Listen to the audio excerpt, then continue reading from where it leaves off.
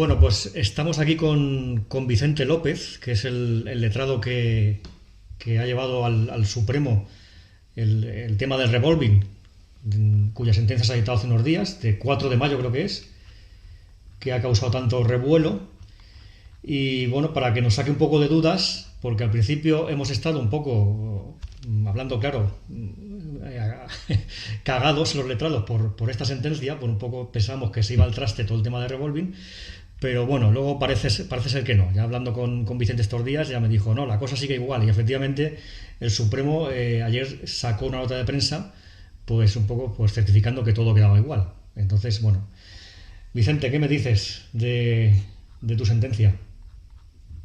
Pues nada, estamos, ya se nos ha quitado el miedo del cuerpo, ¿no? Después de la nota de prensa que ha sacado el Tribunal Supremo ayer por la tarde, y en la que nos viene a decir que todo sigue igual y que bueno, que la sentencia realmente lo que quería decir era que se ratificaba la jurisprudencia de marzo de 2020 en cuanto a que había que comparar con los tipos de las tarjetas.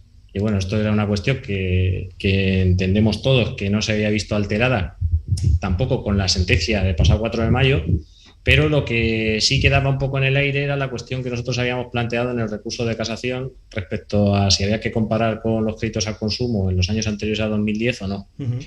Y realmente entendemos que se ha aclarado en parte, pero tampoco ha cerrado esta cuestión el Tribunal Supremo expresamente, ¿no?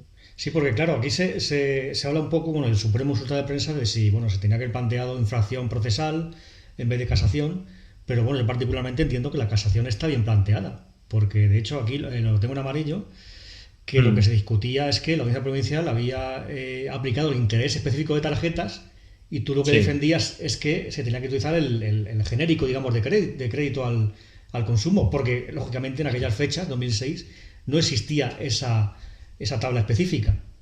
Exactamente, yo creo que es lo que defendemos todos los letrados que nos dedicamos a esto. Es que, vamos a ver, si hay una referencia válida y fiable, es la que nos va marcando el Banco de España, que es el organismo rector en la materia económica y donde todos los bancos dan comunicación de los tipos de interés de sus contratos de crédito. Luego se hace la media anual y evidentemente más fiable que esto no hay nada. Lo que no podemos tener en consideración es, como dicen algunas audiencias, con todo el respeto, son informes periciales de parte, porque evidentemente no se basan en estas estadísticas que publica el Banco de España y se hace una media que realmente no sabemos de dónde sale, ¿no? En contratos anteriores a ese año 2010. Porque además es una cuestión que el Supremo la tenía clara, porque aquí tenemos el auto, que tú también me pasaste este auto de 19 de enero del 22, y el Supremo dice que el Banco de España no publicaba en aquel entonces, porque aquí se habla de una tarjeta del 2002, no publicaba en aquel entonces el dato correspondiente a las tarjetas revolving. Es decir, que claro, a fecha de dictarse la sentencia del 4 de mayo, el Supremo es consciente de cuándo se publica y cuándo no ese dato concreto. O sea, que es que parece que se ha puesto una venda en los ojos y dice, bueno, como no me han articulado la infracción procesal, me creo que en el 2002 había base de datos de revolving cuando sabe que no había. Ahí particularmente tengo mi opinión y realmente creo que se podría haber resuelto este recurso de casación perfectamente. Sí, porque aquí lo que nosotros interesábamos era que había que comparar con los créditos al consumo en contratos anteriores al año 2010, porque ya lo decía la jurisprudencia del año de la sentencia que se dictó en noviembre de 2015. Si bien es verdad que esto cambió a raíz de marzo de 2020 porque existían esas categorías específicas publicadas por el Banco de España para comparar con las tarjetas, vale, en eso estamos de acuerdo, pero evidentemente si existe un vacío de tipos en esos años anteriores a 2010, tenemos que acudir a la categoría genérica de créditos al consumo. Entonces, la casación se presentó en base a esa... A la doctrina del Supremo, realmente. Claro, a la doctrina que había en ese momento. Y ahora se nos dice, no, es que usted tenía que haber metido infracción procesal porque hay una prueba que se valoró erróneamente en la audiencia provincial que dice que los tipos están al 26% de las tarjetas. El punto 1 es que no se comparaba en aquel entonces con las tarjetas porque no existe esa prueba.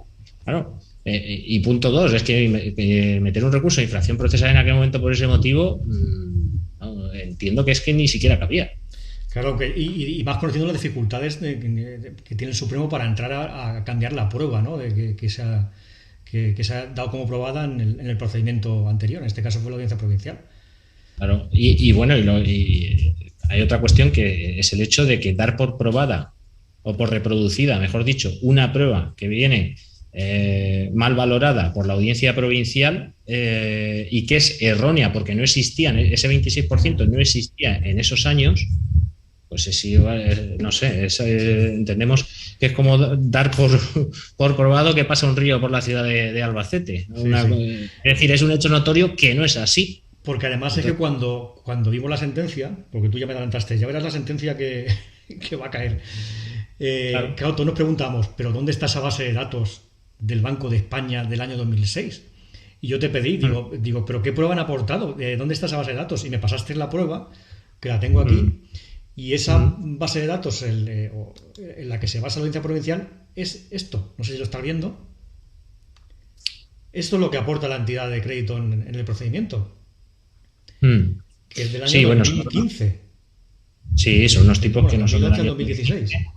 Y además son unas estadísticas donde figuran 6 o 7 bancos, los cuales todos se dedicaban a comercializar tarjetas que cedían con creces el 20%. O sea, es decir, no es una estadística donde todas las entidades, absolutamente todas las entidades financieras hacen comunicación, o sea, que comprenda o que aglutine a todas las entidades financieras, sino a 12 que evidentemente ya comercializaban créditos usureros.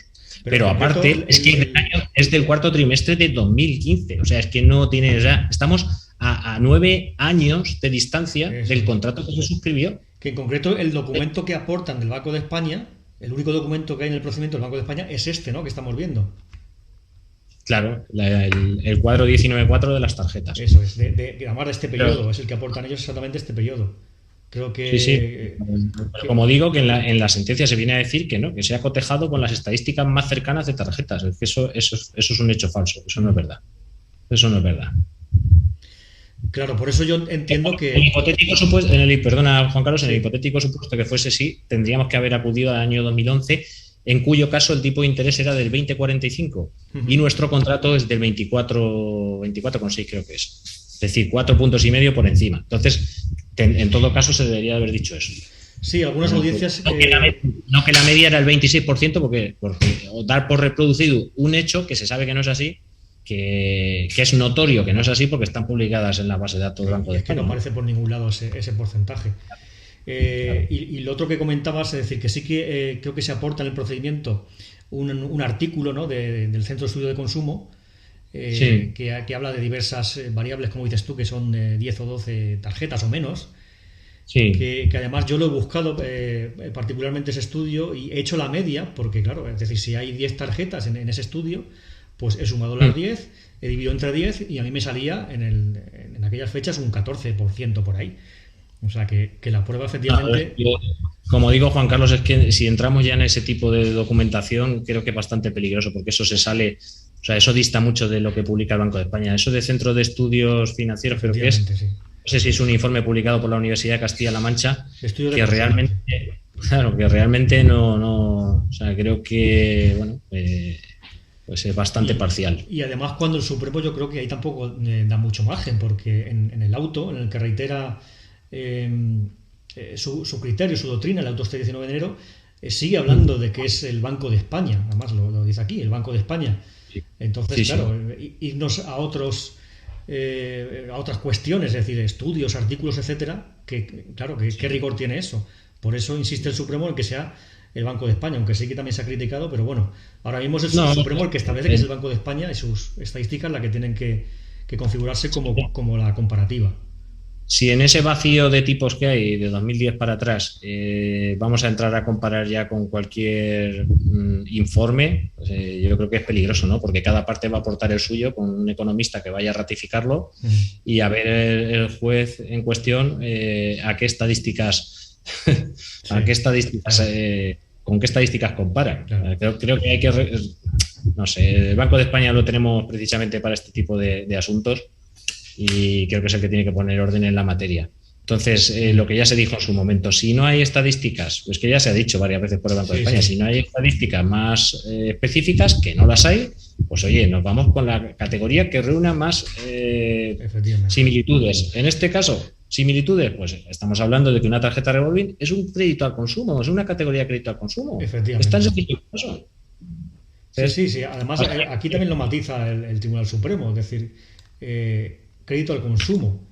Es decir, si existe la categoría más específica de las tarjetas, dentro de la categoría más amplia de operaciones de crédito al consumo. Si no existe, pues entonces es la categoría de crédito al consumo, que es, digamos, el motivo exclusivo de recurso que articulabas tú en...